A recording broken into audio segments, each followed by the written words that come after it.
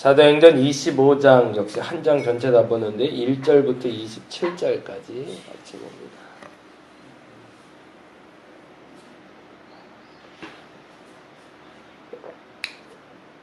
사도행전 25장 1절에서 27절 같이 한 목소리 읽도록 합니다. 베스도가 부임한 지 3일 후에 가이사랴에서 예루살렘으로 올라가니 대제사장들과 유대인 중 높은 사람들이 바울을 고소할세 베스도의 호의로 바울을 예루살렘으로 옮기기를 청하니 이는 길에 매복하였다가 그를 죽이고자 함이더라. 베스도가 대답하여 바울이 가이사랴에 구류된 것과 자기도 멀지 않아 떠나갈 것을 말하고 또 이르되 너희 중 유력한 자들은 나와 함께 내려가서 그 사람에게 만일 옳지 아니한 일이 있거든 고발하라 하니라. 베스도가 그들 가운데서 8일 혹은 10일을 지낸 후 가이사랴로 내려가서 이튿날 재판자리에 앉고 바울을 데려오라 명하니 그가 나오매 예루살렘에서 내려온 유대인들이 둘러서서 여러 가지 중대한 사건으로 고발하되 능히 증거를 내지 못한지라. 바울이 변명하여 이르되 유대인의 율법이나 성전이나 가이사에게나 내가 도무지 죄를 범하지 아니하였노라 하니 베스도가 유대인의 마음을 얻고자 하여 바울더러 묻되 예루살렘으로 올라가서 이 사건에 대하여 내 앞에서 신문을 받으려느냐? 바울이 이르되 내가 가이사의 재판자리 앞에 섰으니 마땅히 거기서 신문을 받을 것이라. 당신도 잘 아시는 바와 같이 내가 유대인들에게 불의를 행한 일이 없나이다. 만일 내가 불의를 행하여 무슨 죽을 죄를 지었으면 죽기를 사양하지 아니할 것이나 만일 이 사람들이 나를 고발하는 것이 다 사실이 아니면 아무도 나를 그들에게 내줄 수 없나이다. 나는 가이사께 상소하노라 한데 베스도가 배석자들과 상의하고 이르되 내가 가이사에게 상소하였으니 가이사에게 갈 것이라 하니라. 수일 후에 아그리빠 왕과 버니게가 베스도에게 문안하러 가이사랴에서 와서 여러 날을 있더니 베스도가 바울의 일로 왕에게 고하여 이르되 벨릭스가 한 사람을 구류하여 두었는데 내가 예루살렘에 있을 때에 유대인의 제사장들과 장로들이 그를 고소하여 정죄하기를 청하기에 내가 대답하되 무릇 피고가 원고들 앞에서 고소 사건에 대하여 변명할 기회가 있기 전에 내주는 것은 로마 사람의 법이 아니라 하였노라. 그러므로 그들이 나와 함께 여기 오매 내가 지체하지 아니하고 이튿날 재판자리에 앉아 명하여 그 사람을 데려왔으나 원고들이 서서 내게 짐작하던 것 같은 악행의 혐의는 하나도 제시하지 아니하고 오직 자기들의 종교와 또는 예수라 하는 이가 죽은 것을 살아있다고 말하는 바울이 주장하는 그 일에 관한 문제로 고발하는 것뿐이라. 내가 이 일에 대하여 어떻게 심리하는지 몰라서 바울에게 묻되 예루살렘에 올라가서 이 일의 신문을 받으려느냐 한즉 바울은 황제의 판결을 받도록 자기를 지켜주기를 호소하므로 내가 그를 가이사에게 보내기까지 지켜두라 명하였노라 하니 아그리빠가 베스도에게 이르되 나도 이 사람의 말을 듣고자 하노라. 베스도가 이르되 내일 들으시리이다 하더라. 이튿날 아그리빠와 버니게가 크게 위험을 갖추고 와서 천부장들과 시중의 높은 사람들과 함께 접견 장소에 들어오고 베스도의 명으로 바울을 데려오니 베스도가 말하되 아그리빠 왕과 여기 같이 있는 여러분이요 당신들이 보는 이 사람은 유대의 모든 무리가 크게 외치되 살려두지 못할 사람이라고 하여 예루살렘에서와 여기서도 내게 청언하였으나 내가 살피건대 죽일 죄를 범한 일이 없더이다. 그러나 내가 그가 황제에게 상소한 고로 보내기로 결정하였나이다. 그에 대하여 황제께 확실한 사실을 아랠 것이 없으므로 신문한 후 상소할 자료가 있을까 하여 당신들 앞 특히 아그리빠 왕 당신 앞에 그를 내세웠나이다. 그 제목도 밝히지 아니하고 죄수를 보내는 것이 무리인 줄 아나이다 하였더라. 아멘. 고생하셨습니다. 본문이 너무 길어서. 본문에 나온 사람들 이름을 조금 좀 알면 나중에라도 성경 보는데 도움이 될 것 같은데요. 24장 24절부터 있는 사람들의 이름을 조금 적어 놓으시면 좋을 것 같습니다. 벨릭스라는 사람이 24절에 나오죠. 벨릭스는 로마에서 파견한 총독입니다. 우리나라로 말하면 우리나라 일제 식민지 때 데라우치 총독이라고 있었죠. 일대 총독이죠. 그런 데라우치 총독처럼 로마에서 유대에 파견한 총독 벨릭스라는 사람이 그 48년 아니죠. 50년, 56년, 58년 그 경에 그 정도였던 것 같은데 정확히 기억이 안 나는. 네, 그 정도에 한 2년 정도 그 유대의 총독으로 있게 됩니다. 그리고 그 아내 이름이 드루실라인데 드루실라는 유대 여자입니다. 그리고 이 여자는 나중에 티투스라는 아니다. 이 여자가 아니구나. 죄송합니다. 이 벨릭스라는 사람의 아내인 이 드루실라는 아그리빠 1세라는 헤롯 대왕의 딸입니다.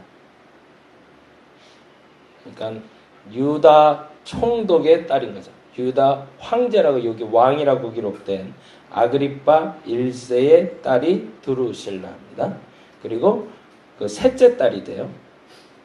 25장에 보면 베스도라는 사람이 나오는데 베스도는 그 벨릭스라는 사람이 유대 총독으로 있다가 돌아간 다음에 그 다음에 온 사람입니다. 베스도라는 사람은 아내가 있었는데 그 베스도가 아니라 그 베스도라는 사람이 유대 총독으로 로마에서 파견받아 왔을 때 당시에 유대에 왕이 있었는데 그 사람이 13절에 나오는 아그리빠 왕이라고 되어 있는데요. 13절에 25장 13절에 그 사람은 아그리빠 2세입니다. 죄송해요. 제가 이제 왔다 갔다 하다가 잘 정리를 못했는데 벨릭스는 로마에서 파견한 총독 그의 아내 이름이 드루실라로 드루실라는 아그리빠 1세의 딸 25장 1절에 나오는 베스도는 이 벨릭스가 떠나고 나서 다시 새롭게 부임한 로마의 총독 제 몇 대 총독 뭐 이렇게 하면 될 것 같고요. 그리고 13절에 나오는 아그리빠는 아그리빠 1세를 말하는 게 아니라 아그리빠 2세를 말합니다. 다른 말로 하면 아그리빠 1세의 아들이 되는 거죠. 그리고 그의 아내 버니게가 있는데 이 버니게는 아그리빠 1세의 딸입니다. 둘째 딸. 그러니까 친족끼리 결혼한 거죠. 남매끼리 결혼을 한 겁니다. 그러니까 이 버니게라는 사람과 24장 24절에 있는 드루실라하고는 친남매 관계인 거죠. 친자매. 그러니까 이 드루실라가 셋째 딸이고요. 첫째 아들이 이 아그리빠고 그리고 둘째 딸이 버니게가 되는 겁니다. 아그리빠 1세예요. 이제 친족들이 결혼을 해서 그 왕권을 유지하기 위해서 만들어 놓은 거죠. 이 드루실라라는 여자도 3번 결혼을 하게 되고요. 이 버니게라는 여자도 3번 결혼을 합니다. 정략적인 결혼을 통해서 그 위로 올라가게 되고요. 우리가 여기서 제가 지금 계속 말씀드린 이유가 뭐냐면 베스도 총독이 있고 아그리빠 왕이 있어서 이 왕이 좀 높을 거라고 사람들이 생각하는데 왕이 그 밑에 급수라는 겁니다. 왜냐하면 당신은 로마 식민지니까. 로마 식민지에 있다 보니까 이 베스도가 새로 부임하자 이 베스도가 부임한 그곳으로 지금 아그리빠 왕이 문안하러 오는 겁니다. 근데 이 문안하러 오는 자리에 버니게라는 자신의 아내를 데리고 오게 되는 거죠. 그래서 와서 같이 문안하고 이야기하는 장면에서 나타난 것이 바로 25장에 대한 이야기입니다. 벨릭스라는 사람도 그랬고 베스도라는 사람도 그렇고 로마의 총독으로 내려왔기 때문에 유대인의 환심을 사는 것이 목적이었고 유대인의 환심을 산다는 얘기는 보다 정확히 말하면 유대 지도층의 환승을 받아야 되는 거죠. 환심을. 그러니까 이제 벨릭스도 바울을 어떻게든 죽이거나 어떻게든 정리를 시켜야 되는데 로마 시민이라 함부로 하지 못했단 말이에요.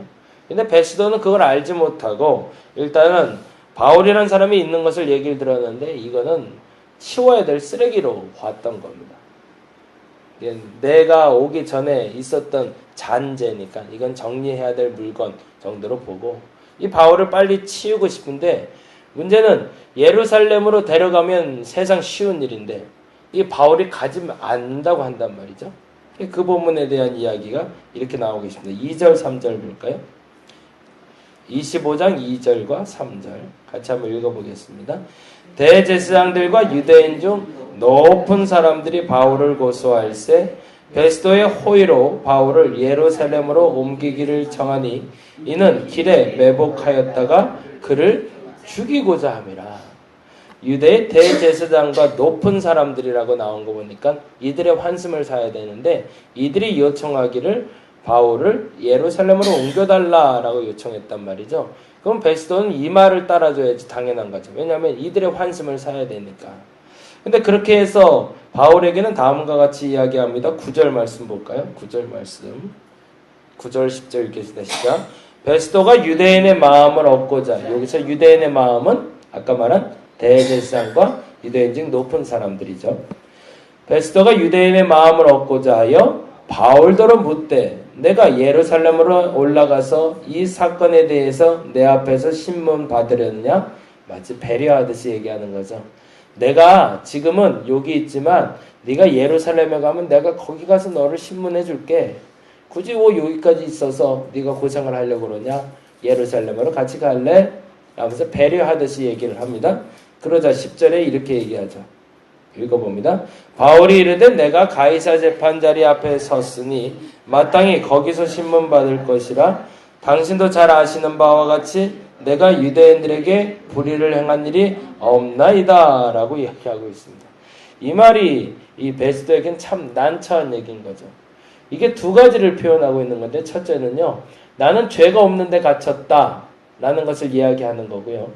그런데 난 굳이 예루살렘으로 갈 필요가 없다 라는 것을 이야기하는 것 반면에 또 하나 베스도를 이야기하면서 베스도 당신은 가이사와 같은 사람입니다 라고 표현하고 있는 겁니다. 내가 지금 당신 앞에 서 있는 것 곧 가이사 앞에 서 있는 것과 똑같은 겁니다 라고 말하고 있다는 거죠. 그러니 이 베스도 입장에선 참 난처한 겁니다. 기분이 좋기도 하고 어떻게 해야 될지 망설여지는 상황이 된 거죠. 죄가 없는 사람을 2년 동안 가둬놨으니 이 사람에 대해서 그냥 풀어줄 수는 없는 노릇인 거고 그렇다니 그냥 풀어주자니 자기가 나를 대신해서 말하기를 가이사라고 말하고 있는데 이 사람에 대해서 어떻게 해결할지 난처한 입장이 된 거죠. 이번에 제가 광림교회에서 하는 솔트플랜에 한번 참석하면서 이렇게 하는데 신방에 대해서 알려준다고 신방을 쫓아다니라고 그러더라고요. 그래서 아이 또 그걸 뭘 배우나 라고 했는데 거기서 아주 중요한 걸 하나 배우게 됐어요. 매뉴얼이 아주 정확해요. 거기를 보니까 뭐라 그럴까 거기서는 원칙이 있는데 첫 번째 들어가서 하는 말이 따로 딱 정해져 있더라고요. 이렇게 말하는 게 있고 그리고 안부 잠깐 묻고 그리고 성경 보고 찬송하고 그러고 나서 기도 딱딱딱 하고 나오는데 원칙 하나 첫째는 절대 화장실 가지 말 것. 집안에서 화장실 가지 말 것. 둘러보지 말 것. 그것이 두 번째 원칙이더라고요. 이 화장실을 가게 되면 혹시 서로 간에 어색함이 있을 수 있으니까 절대 가지 말 것. 그리고 화장실이라는 공간이 굉장히 은밀한 공간이기 때문에 뭐가 어떻게 있을지 모르니까 괜히 난처해질 수 있어 절대 가지 말 것. 그리고 사람들 집에 가서 야 이거 좋네요 저거 좋네요 절대 묻지 말 것. 왜일까요? 그 담임 목사님 그 얘기 하시더라고요. 어우 저 꽃 참 예쁘네요. 그러면 다음날 자기 책상 앞에 와 있다는 거예요. 이거 엄청난 부담을 주는 거다. 절대 하지 마라. 저 시계 좋네 저 작품 좋네 절대 이러지 말 것. 보여주는 것만 볼 것. 그리고 마지막 세 번째로 제일 중요한 게 뭐냐면 마지막에 선물을 줘요. 대신방이 끝나면 이렇게 선물을 하나 이렇게 주게 되어 있는데 그 선물을 때 역시 동일한 멘트가 있습니다. 이 선물은 제가 담임 목사님을 대신해서 가져온 모모 성도님을 위해서 드리는 선물입니다 라고 말하게 되어 있더라고요. 이 자리에 내가 부목사로 온 것이 아니라 담임 목사를 대신하여 위임받아 왔다는 것을 선포해 주는 거죠. 그 부분을 굉장히 중요시 여기더라고요. 이 베스도가 왔을 때 베스도에게 제일 중요한 상징은 거기에 있습니다. 자기를 인정해 주는 게 별로 중요하지 않아요. 나를 인정해 주기보다 나를 황제로 여겨주는 게 중요합니다. 내 말이 곧 황제의 말이다 라고 말해주는 사람이 있다면 그 사람이 진짜인 거예요. 바울이 그렇게 얘기하니 더 이상 할 말이 없습니다. 그래서 이제는 조서를 써야 되는데 내가 아는 게 있어야죠. 그런데 때마침 아그리빠 2세가 나를 방문해서 온 겁니다. 그리고 이 버니게라는 사람이 와서 요청을 하자 그 사람들 앞에서 신문 받을 수 있는 계기를 만들어 주게 되는 게 바로 오늘 25장의 전체적인 이야기입니다. 근데 왜 바울은 그토록 가이사 앞에 서려고 할까요? 내가 죄가 없어서 그거에 대해서 변호받아서 당당하게 다시 서기 위해서 아니라는 거죠. 이태 동안 감옥에 갇혀서 바울이 무슨 생각을 했을까요? 어떤 일을 했을까요? 그때 모든 우리가 아는 13개의 서신 대부분이 기록되기 시작합니다. 그리고 그는 끊임없이 한 가지만 기록하고 있습니다. 한번 찾아볼까요? 사도행전 23장 11절입니다. 23장 11절 말씀 같이 읽겠습니다. 그날 밤에 주께서 바울 곁에 서서 이르시되 담대하라. 내가 예루살렘에서 나의 증언할 일을 한 것 같이 로마에서도 증언하여야 하리라 하시니라. 아멘. 분명한 목적 때문입니다. 하루가 지나고 이틀이 지나고 2년이 지나도 아무것도 변한 것 같지 않아도 하나님 내게 주신 사명이 이것이라 여겨진다면 그 사명이 아직도 진행형임을 믿음으로 받을 수 있어야 됩니다. 근데 우리는 바울과 같은 믿음이 없는 것 같아요. 시간이 지나서 내가 원하는 때에 이루어지지 않으면 난 놔버립니다. 그리고 그때 얘기합니다. 그때 그거 하나님 뜻이 아니었나 봐. 그거 아니었지 뭐. 내가 잘못 알았어. 라는 여러 가지 유혹, 생각 때문에 뒤돌아서 다시 원점으로 돌아가게 됩니다. 아무것도 변하지 않는다 할지라도 저와 여러분에게 주어지신 그 명령, 사명, 하나님의 음성이 있다면 그 일은 반드시 이루어 주실 겁니다. 문제는 뭐냐면 내가 돌아서면 그 시간이 다시 회귀한다는 겁니다. 저와 여러분에게 주어진 시간을 온전히 살아낼 수 있기를 간절히 바랍니다. 기회가 주어졌을 때 놓치지 않기를 간절히 바랍니다. 그래서 하나님의 일을 이루어 갈 수 있기를 간절히 바랍니다. 안타깝지만 그러나 로마에서 해야 될 일은 바울이 죽는 일이었습니다. 그럼에도 불구하고 그것이 내 사명의 끝인 줄 알았기 때문에 바울은 그 끝까지 가고자 합니다. 어떤 것을 위해서 쫓고 있는지, 오늘 무엇이 최선인지 다시 한번 점검해 봤으면 좋겠습니다. 20장 말씀 다시 한번 보고 오늘 설교 마무리하겠습니다. 20장 22절부터 24절까지 전 이 말씀이 참 좋은데요. 저와 여러분의 이번 한 주간에 그리고 여러분 생애에 반복될 수 있는 믿음의 선포가 되기를 간절히 바랍니다. 22절 말씀 보겠습니다. 읽겠습니다. 시작. 보라 이제 나는 성령에 매여 예루살렘으로 가는데 거기서 무슨 일을 당할는지 알지 못하느라. 아무것도 알 수 없습니다. 그러나 성령에 매여 있다면 앞으로 가야 됩니다. 23절 읽습니다. 시작. 오직 성령이 각성에서 내게 증언하여 결박과 환난이 나를 기다린다 하시나. 결박과 환난이 있을 수 있습니다. 그러나 라고 말할 수 있어야 됩니다. 그러나 라고 말할 수 있어야 됩니다. 그 다음에 24절 있습니다. 시작. 내가 달려갈 길과 주 예수께 받은 사명 곧 하나님의 은혜의 복음을 전하는 일을 마치려 하면은 나의 생명조차 조금도 귀한 것으로 여기지 아니하노라. 아멘. 어제 말씀드린 대로 예배, 기도, 말씀은 도리입니다. 사명은 아닙니다. 우리의 사명은 전도하는 겁니다. 사명을 감당한다는 것이 예배를 담당하는 것이 아니라 기도하는 것이 아니라 말씀 보는 게 아닙니다. 예배 열심히 드리는 게 사명 감당 아닙니다. 그건 도리입니다. 진짜 해야 될 일, 우리의 사명은 주의 복음을 전하는 일입니다. 그 일에 최선을 다할 수 있는 저와 여러분이 되기를 간절히 바랍니다. 기도하겠습니다. 하나님 감사합니다. 오늘도 나를 허락하여 주셨고 또 하루가 지나가고 있습니다. 아무것도 변한 것 같지 않은 한날, 그러나 이 한날에 하나님이 일하시는 줄 믿습니다. 달려갈 길 다할 때까지 최선을 다하겠다는 바울의 믿음의 고백처럼 나의 믿음의 고백도 그러하게 하여 주옵소서. 바자회를 준비하고 있습니다. 전도 예배를 준비하고 있습니다. 소홀해지지 않게 하시고 이제 모든 것을 준비해 놨사올진데 하나님 이제는 이루어 주옵소서. 날씨 주장하여 주시고 사람들 마음도 하나로 모아주시고 하나님 기뻐할 일을 보게 하여 주시옵소서. 시온이 놓고 다시 한번 기도합니다. 속기 회복되게 하시고 근심되는 일 없게, 여자 아이온이 아버지 하나님 외적으로 상처 남지 않게 하나님께 끝이 고쳐 주시옵소서.